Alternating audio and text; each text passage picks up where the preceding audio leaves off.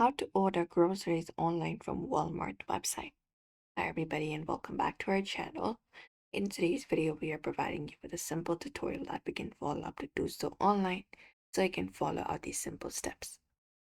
So what we can do is we can open up the Walmart website, open up a browser, go to Walmart and open up the site right here. And here you can sign in with your account if you're not signed in, and also create an account if you have not created an account yet.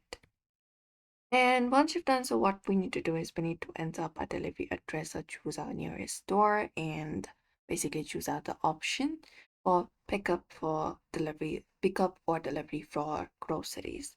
So all you gotta do is select up your grocery item from Walmart itself and go ahead and add it to your cart. So find that particular item, click on add to cart.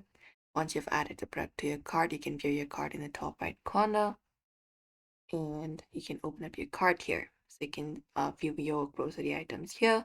Once you've done so, you can just go and continue to checkout and choose about pickup time, delivery option, what option you prefer, and you can add up your payment method and place your order. And that way you should be able to order groceries online from the Walmart website.